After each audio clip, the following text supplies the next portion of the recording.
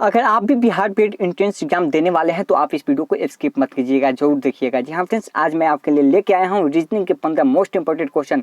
अगर आपकी तैयारी अच्छी है, अगर आपने तैयारी की है तो 15 में 15 करके दिखाएंगे। अगर आपका 15 में 12 भी सही होता है तो आपकी तैयारी जो है अच्छी मानी जाएगी, लेकिन 12 से कम वाले को प्रैक्टिस जरूरी है। ठीक है, तो आप बने रहिएगा वीडियो के लास्ट तक। वीडियो शुरू करने से पहले मैं आपसे छोटा सा रिक्वेस्ट करूंगा कि आप अभी तक इस चैनल पे नए हैं तो आप इस चैनल को सब्सक्राइब कर लीजिए और बेल आइकन को दबा दीजिए ताकि ऐसी ही लेटेस्ट वीडियो मिलता रहे। आइए शुरू करते हैं।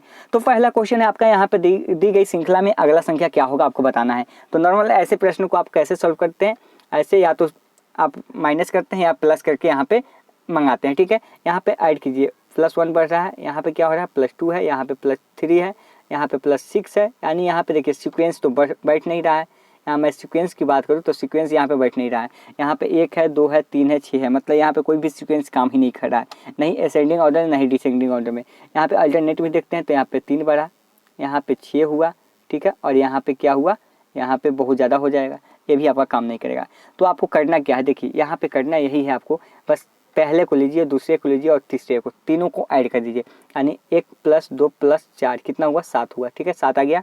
ठीक है, अब क्या कीजिए, पहले को छोड़ दीजिए, पहले को हटा दीजिए और फिर कीजिए 2 को, 4 को और 7 को जोड़िए। 7 4 11, 2 13 हो गया, आ गया आपका। अब पहले को के बाद दूसरे को भी हटा दीजिए। ठीक है, उसके बाद 4 7 11 और 13 कितना हुआ, 24 हो गया। फिर उसके बाद तीसरे को भी हटा दीजिए। फिर अगला कीजिए 7 और 13 20 और 24 44 हो गया, यानी कि यहाँ पे 44 भी आ गया। अब क्या करना है, नेक्स्ट मंगाना है। तो 13 24 जोड़िएगा तो कितना हुआ, 37, और 37 में 44 ऐड कीजिएगा तो आपका प्रश्नवाचक के चिन्ह पे 81 आ जाएगा, 81 आपका आंसर हो जाएगा। ठीक है, थोड़ी सी कन्फ्यूजन थी आपके मन में, वह डाउट जो है दूर हो गई होगी। और आपको ईमानदारी के साथ बताना है वीडियो के लास्ट में कि आपने कितना सही किया। वीडियो को रोक के आप जो है पहले आंसर बना लेंगे फिर मिलाएंगे। ठीक है, चलिए अगला प्रश्न है कि फादर को FVTIS लिखा जाता है तो सिस्टर को क्या लिखेंगे। अब यहाँ पे देखेंगे सिंपल, तो यहाँ पे F है और यहाँ पे भी F है, यहाँ पे कोई चेंजिंग नहीं हुआ, लेकिन यहाँ पे A है और यहाँ पे B है, यानी कि +1 हुआ। फिर यहाँ पे देखेंगे T है, यहाँ पे भी T है। फिर यहाँ पे देखेंगे H है, यहाँ पे I है, +1 हुआ। E है तो फिर यहाँ E है, R है तो S हुआ। यानी कि पहले को छोड़ के पहले में कोई चेंजिंग नहीं, फिर दूसरे में चेंजिंग, फिर तीसरे में कोई चेंजिंग नहीं, फिर चौथे में चेंजिंग, ऐसे अल्टरनेट हो रहा है। तो आप ऐसे भी इसमें कर दीजिए ना। S है तो S का S रहेगा। ठीक है, S का S ही रहेगा। I है तो I में 1 जोड़िएगा तो क्या हो जाएगा, J हो जाएगा। फिर S का S ही रहेगा। T है तो T में 1 जोड़िएगा तो U हो जाएगा। फिर E है तो E का E ही रहेगा, और R में 1 जोड़िएगा तो S हो जाएगा। यानी SJSUES, यानी कि ऑप्शन नंबर यहाँ पे कौन सा हो जाएगा, देख लीजिए इसके अकॉर्डिंग कौन सा है, डी हो जाएगा। ठीक है, SJSUES, ऑप्शन नंबर डी आपका यहाँ पे सही हो जाएगा। चलिए नेक्स्ट क्वेश्चन पे चलते हैं। थर्ड नंबर क्वेश्चन आप देख रहे होंगे, निम्नलिखित शब्दों को सार्थक क्रम में व्यवस्थित कीजिए। देखिए सार्थक क्रम में आपको सजाना है, यानी कि इसके पद के अनुसार इसको सजाना है। ठीक है, अब मान लीजिए कि सबसे छोटा पद किसका होता है, उसके बाद किसका होता है, उसके बाद उससे बड़ा किसका होता है, इसी के क्रम में आपको इसके पद के क्रम में सजाना है। तो मैं यहाँ पे बता दूं कि सबसे पहले जो होगा वह आपका लेफ्टिनेंट होगा। ठीक है, लेफ्टिनेंट, उसके बाद आपका हो जाएगा कैप्टन। ठीक है, उससे ज़्यादा, और उसके बाद हो जाएगा आपका कमांडर। कमांडर के बाद होता है क्या, कोमोडोर होता है, और कोमोडोर के बाद होता है एडमिरल होता है। यानी कि आपका पहले 1 5 3 4 2 इस किस ऑप्शन में है, ऑप्शन नंबर बी में है। तो आप इस पद के अनुसार इसको सजा लीजिएगा। चलिए नेक्स्ट पे चलते हैं। नेक्स्ट है कि यदि किसी वर्ष 25 अगस्त को बृहस्पतिवार है तो उस महीने में कुल कितने सोमवार होंगे। यहाँ पे कहा जा रहा है कि 25 को क्या है, कौन सा दिन है, 25 को यहाँ पे जो है बृहस्पतिवार है। ठीक है, यहाँ पे गुरुवार लिख लेता हूँ मैं। ठीक है, चलिए तो पूछ रहा है कि उस महीने में कुल कितने सोमवार होंगे। तो सबसे पहले आप ये बात सोचिए कि अगर 25 को जो है गुरुवार है तो पहले वह देखिए कि महीना कितने दिनों का है। तो महीना अगस्त जो है 31 दिनों का होता है। तो इसमें देखिए कि सोमवार कब पड़ रहा है, तो अगर गुरुवार में 4 दिन आप ऐड कीजिएगा तो 29 को आपका सोमवार हो जाएगा, क्योंकि गुरुवार में जोड़िएगा तो मतलब शुक्रवार शनिवार रविवार और उसके बाद सोमवार, 4 दिन जो ऐड कीजिएगा तो सोमवार हो जाएगा। यानी 29 को आपका सोमवार पड़ा। और मैंने आपको बताया था कि 7 दिनों पर जो है डेज आपका रिपीट करता है। ठीक है, यानी कि आज अगर मान लीजिए सोमवार है तो आज से 7 दिन बाद सोमवार ही होगा। आज अगर मंगलवार है तो आज से 7 दिन बाद मंगलवार ही होगा। ठीक है, होगा ना। तो 29 को आपका सोमवार है। तो 29 में अगर 7 माइनस भी कीजिएगा तो 22 को सोमवार, उसमें 7 माइनस कीजिएगा तो 15 को सोमवार, उसमें माइनस कीजिएगा तो 8 को सोमवार, उसमें माइनस कीजिएगा 7 तो 1 को सोमवार, यानी टोटल 5 सोमवार हो रहा है। तो आप क्या कीजिए, यहाँ पे 29 है। ठीक है, 29 है।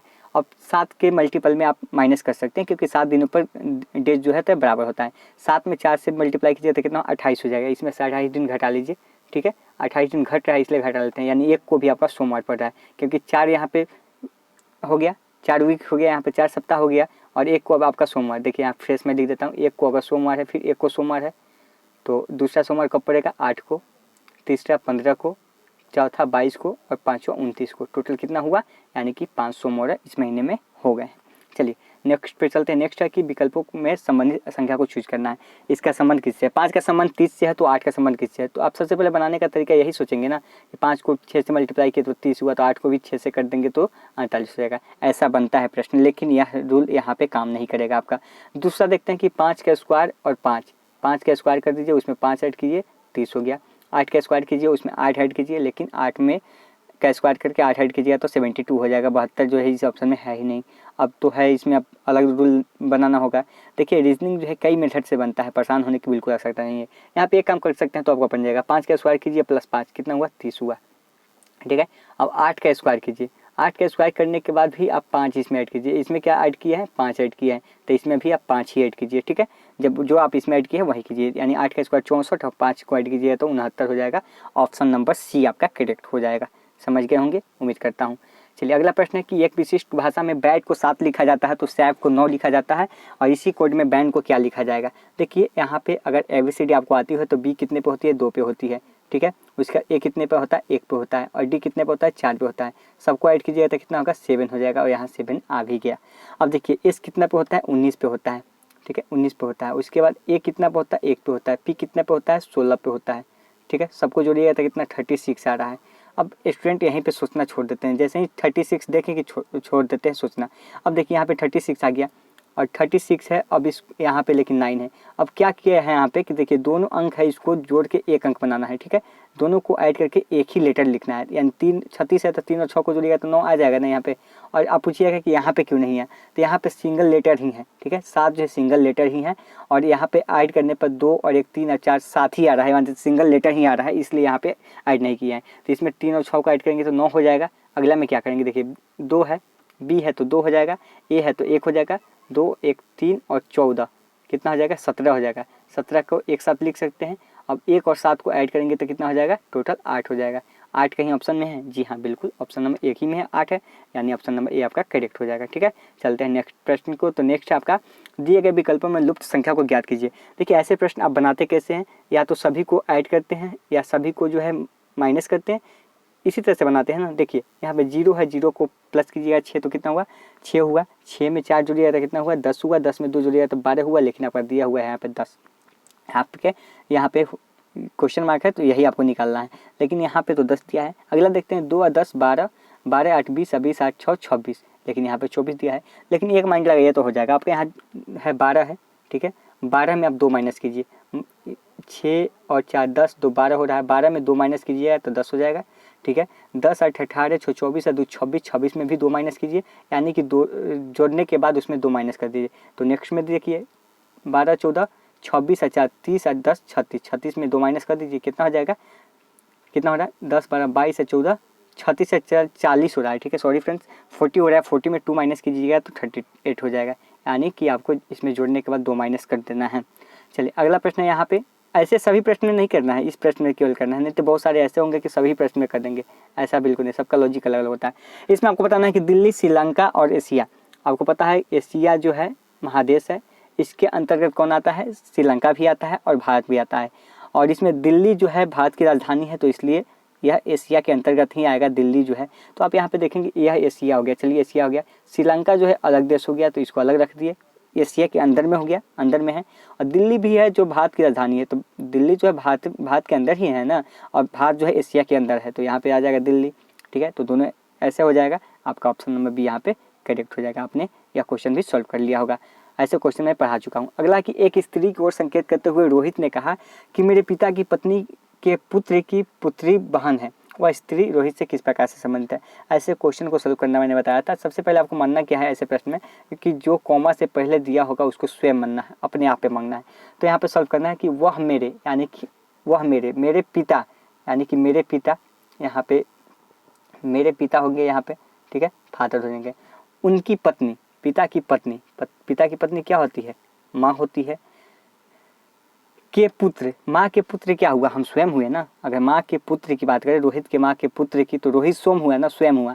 लेकिन यहाँ पे एक कन्फ्यूजन है, अगर यहाँ पे एकमात्र कहता तो बहुत सारे ऐसे स्टूडेंट गलती का यहाँ पे एकमात्र तो नहीं कह रहा है। एकमात्र कहने का मतलब कि केवल एक ही पुत्र है, लेकिन यहाँ एकमात्र नहीं है तो रोहित का भाई भी हो सकता है। ये भी है कि रोहित का भाई भी हो सकता है, बिल्कुल उसका भाई हो सकता है। यानी कि फिर से सुनिए, वह मेरे पिता के पत्नी के पुत्र की पत्नी, पुत्र यानी कि मेरा भाई यानी रोहित का भाई हो जाएगा। रोहित का भाई की पुत्री यानी रोहित के भाई की पुत्री क्या होगी, ठीक है, यानी रोहित की भतीजी होगी ना। रोहित के भाई की जो बेटी होगी वह क्या होगी, भतीजी होगी। अब पुत्री की बहन तो वही हुई, भतीजी हुई ना। तो यहाँ पे संबंध क्या हो जाएगा, पुत्री अथवा भतीजी का होगा। लेकिन वहीं पे अगर एकमात्र रहता तो रोहित के साथ क्या रिलेशन हो जाता, पुत्री का रिलेशन हो जाता उसका, ठीक है। लेकिन यहाँ पे पुत्री अथवा भतीजी का हो सकता है, क्योंकि यहाँ पे क्लियर नहीं किया है कि एकमात्र है, ठीक है। आप इससे बना सकते हैं। चलिए अगला प्रश्न है यहाँ पे कि दिए गए विकल्प में संबंधित संख्या को चूज करना है। तो ये बहुत सिंपल है, इसको क्या करना है, 3 का क्यूब कर देना है और उसमें 3 ऐड कर देना है। क्या होगा, 3 का क्यूब 27 होता है, 27 में 3 जुड़िएगा तो क्या हो जाएगा, 30 हो जाएगा। क्यूब क्या होता है मैं आपको बताता हूँ, बहुत से लोग नहीं जानते हैं। तो 3 बार गुना करना, किसी भी संख्या को 3 बार गुना करना क्यूब कहलाता है। और देखिए 7 का क्यूब कीजिएगा तो कितना होगा, 343, और उसमें 7 जुड़िएगा तो कितना होगा, 350 हो जाएगा। ऑप्शन नंबर डी हो जाएगा। चलिए अगला प्रश्न है यहाँ पे कि समरूपता के आधार पर विकल्पों का चयन करना है। ऐसे प्रश्न आप बनाते कैसे हैं, देखिए सबसे पहले इसमें आप जोड़ेंगे, इसमें कितना बढ़ा, 14 बढ़ा, तो अगला में भी आप 14 बढ़ाइएगा तो कितना होगा, 86 हो जाएगा। लेकिन 86 कहीं ऑप्शन में दिख रहा है नहीं, तो ये आपका काम नहीं करेगा। अब आपको दूसरा मेथड लगाना है, यहाँ पे ऐसी संख्या से डिवाइड करना है जो कि कट जाए, ठीक है। मान लीजिए 7 से काटे तो 6 बार में कट गया, फिर 7 से इसको भी काटे तो 8 बार में कट गया, यानी दोनों कट जाना चाहिए दोनों से। यहाँ देखिए 6 से कटा, 7 से 6 बार में, यहाँ 7 से 8 बार में। अब देखिए यहाँ पे 72 है तो ये इसको भी 6 बार में कटना है, तो 12 छक 72, ठीक है। जैसे आप इसको काटेंगे वैसे इसको काटेंगे। अब क्या हो जाएगा, अब यहाँ 8 से कटना है तो 12 × 96, 96 है तो इसको कीजिएगा तो 12 × 96, यानी कि यहाँ पे 96 हो जाएगा, ठीक है। यानी कि ऑप्शन नंबर आपका 1 करेक्ट हो जाएगा। इससे भी 6 से काटा और इससे भी 8 से काटा, तो वैसे ही आपको 72 है तो 72 को भी आपको 6 से काटना है तो 12 हो जाएगा, ठीक है। 96 को भी आपको 8 से काटना है तो 12 हो गया, ठीक है। 12 × 96 हो जाएगा, यानी कि 8 से कटना है तो 96 आपका यहाँ पे आंसर हो जाएगा। अगला प्रश्न है यहाँ पे कि दर्पण में देखने पर एक घड़ी 4:40 समय बताती है तो सही समय क्या है। देखिए ऐसे प्रश्न जब भी मिले आपको क्या करना है, 12 बजे में से घटा लेना है, या वास्तविक समय आपका पूछे तो ऐसे करना है। अब 12 बजे में से घटा लेते हैं। अब यहाँ पे 11:60 मैंने लिख दिया। अब आप सोचेंगे सर आप तो 12 बताए हैं। देखिए 12 बजने का मतलब 11:60, 60 मिनट का मतलब क्या होता है, 1 घंटे ही तो होता है। तो इसमें से ऐसा मैंने इसलिए लिखा कि आपको मिनट घटाने में आसानी हो। इसमें से 40 घटा लीजिए, ठीक है, 440। अब यहाँ से घटाइएगा तो 7:20 हो जाएगा। या आप ऐसे भी बना सकते हैं कि 4:40 में कितना ऐड कीजिएगा कि आपका 12 बज जाएगा, तो 20 मिनट जोड़िएगा तो 5 बज जाएगा। 5 7 12, 7 घंटा 20 मिनट, ठीक है। 7:20 सही समय बताएगा। अगला हो जाएगा कि पासे की 2 स्थितियाँ इस प्रकार दी गई है, इसके तल में कौन सी जो है विपरीत होगा। तल का मतलब विपरीत होगा। यहाँ पे जब तल में होगा तो कौन सी संख्या शीर्ष पर होगी, शीर्ष पर यहाँ पे विपरीत होने की बात हो रही है। जब वह नीचे होगा तो ऊपर कौन सी संख्या होगी। मैं यह टॉपिक पर आ चुका हूँ और बहुत ही सिंपल तरीके से। सबसे पहले यहाँ पे देखिए, यहाँ पे सिंगल कॉमन है कि डबल कॉमन है। अगर सिंगल कॉमन होगा तो थोड़ा सा टाइम लगेगा, लेकिन डबल कॉमन होगा तो चुटकी में बन जाएगा। यहाँ पे 4 है, यहाँ पे 6 है, यहाँ पे 3 है, ठीक है। यहाँ 6 है, यहाँ 3 है, यहाँ 2, यहाँ भी 3 है, यहाँ 6, यहाँ 3 6, यानी डबल कॉमन है, ठीक है। दोनों में जो है कॉमन है 2 2। यानी तो मैंने बताया था आपको कि जहाँ भी आपको डबल कॉमन का मिल जाए तो आपका जो डायरेक्ट जो है बच जाता है वह डायरेक्ट अपोजिट हो जाता है। यानी कि एक कॉमन है, एक कॉमन है, एक कॉमन है, एक कॉमन है, बच क्या गया 2 का 4। 2 का उल्टा क्या हो गया, 4 हो गया। 4 का उल्टा 2 हो गया। तो पूछ क्या रहा है, 2 तल में है तो इसका 2 का उल्टा क्या होगा, 4 होगा। ऑप्शन नंबर बी हो जाएगा, ठीक है। बिना कॉपी के आप सॉल्व कर सकते हैं। अगला प्रश्न यहाँ पे देख सकते हैं कि दिए गए विकल्पों में लुप्त संख्या ज्ञात कीजिए। यहाँ पे लुप्त संख्या है। अब ऐसे प्रश्न आप बनाते कैसे हैं, 2-3 तरीके से बना सकते हैं। या तो आप इसको इससे घटा के यहाँ पे ला सकते हैं, या इसको इससे घटाएंगे तो आएगा उतना, या इसको इससे माइनस करेंगे, ठीक है। ऐसे ही ना करेंगे तो 2 तरीके से आप बना सकते हैं। लेकिन यहाँ पे एक और तरीका है, इससे बना सकते हैं इस तरह के प्रश्न को। आप देखिए यहाँ पे क्या है, ये बल आपको फाइंड करना है, निकालना है। तो 8 और 11 कितना हुआ 19, 19 से 16 कितना हुआ, टोटल 35 हो गया, ठीक है। इधर का जो है 35 हो गया। 17 10 27 और 8 कितना हुआ 35 हो गया अभी, यानी इसको भी आपको ऐड करके 35 मंगाना है। तो 10 और 11 कितना हुआ 21 हुआ। 21 में कितना जोड़िएगा कि 35 होगा, 14 जोड़िएगा तभी ना 35 होगा, तो 14 हो गया। ऑप्शन नंबर सी हो जाएगा करेक्ट। चलिए अगले प्रश्न की ओर चलते हैं। अगला प्रश्न है कि शाम काल यहाँ पे, ठीक है, शाम का समय है, यहाँ पे 8:30 बजे घड़ी के घंटे और मिनट की सुइयों के बीच का कोण कितना होगा। तो देखिए इसको बनाने के लिए एक फार्मूला लिख लीजिए, मैं यहाँ पे लिख देता हूँ, डायरेक्ट आप बना लीजिएगा। 11/2 इंटू मिनट, ठीक है, इक्वल टू 30 इंटू आवर, ठीक है। आवर मतलब घंटा, प्लस माइनस थीटा, इसको आप लिख लीजिए, मैं यहाँ पे मिटाऊंगा थोड़ा सा, ठीक है। आप इसको लिख लीजिएगा या याद कर लीजिएगा, ठीक है। अब यहाँ पे मैं बनाता हूँ, ठीक है। मैंने फार्मूला लिख दिया, थोड़ा सा मैं यहाँ पे क्लियर करता हूँ। जहाँ कितना बज रहा है, 8 बजे घड़ी के घंटे और मिनट की सुई 8:30 बजे, ठीक है। 8:30 बज रहा है, यानी कि घंटा में 8 हो जाएगा। अब 11/2 हमने मिनट लिखा था, मिनट कितना है 30 है, ठीक है। उसके बाद बराबर प्लस माइनस थीटा 30 गुना आवर, आवर कितना है 8 बज रहा है, घंटा प्लस माइनस थीटा, मैंने यही लिखा था ना। अब थीटा का मान निकाल देना है, इस 2 से काटिएगा तो 15 हो जाएगा। 15 में 11 से मल्टीप्लाई कीजिएगा तो कितना होगा 165 हो जाएगा, ठीक है। 165 हो जाएगा। और 30 से मल्टीप्लाई कीजिएगा तो कितना हो जाएगा 240 हो जाएगा। अब इस थीटा को इस साइड लाइएगा तो 240 माइनस 165 हो जाएगा, ठीक है। 240 में से 165 घट जाएगा तो आंसर आ जाएगा आपका 240 माइनस 165 माइनस कीजिएगा तो आपका 75 आ जाएगा यहाँ से, ठीक है। तो आपका आंसर हो जाएगा। उसी फार्मूला से आपको याद करने की ज़रूरत नहीं है, ठीक है। आपको घड़ी बनाने की यहाँ पे आवश्यकता नहीं, उसमें बहुत टाइम लग जाता है। आप वह फार्मूला यूज़ करेंगे, डायरेक्ट आपका आंसर यहाँ पे बन जाएगा। फिर से मैं बता देता हूँ, मैंने बताया था 11/2 गुना मिनट, मिनट कितना था यहाँ पे 30 था, तो मैंने काट लिया था, 15 हो गया। 15 को मल्टीप्लाई किया 165 मिनट यहाँ से हो गया, इक्वल टू 30 और आवर कितना था 8 था, तो 3 थे कितना है 24, 240 हो जाएगा। 240 में से मैंने माइनस कर दिया, इधर थीटा का मान निकाल लिया, इस साइड करके निकल गया है 75। तो फ्रेंड्स ये था आज का 15 क्वेश्चन जो आपके लिए मोस्ट इंपॉर्टेंट क्वेश्चन था। आपने देखा ही होगा कि किस तरह से। अगर आपको वीडियो अच्छा लगा होगा, तो लाइक कीजिएगा, चैनल को सब्सक्राइब कीजिएगा और कमेंट कीजिएगा कि ऐसे ही वीडियो मैं और लेके आऊँ, ठीक है। और अगर वीडियो ऐसा चाहिएगा तो आप जो है कमेंट जरूर कीजिएगा, ठीक है। तो मिलते हैं नेक्स्ट वीडियो में, धन्यवाद।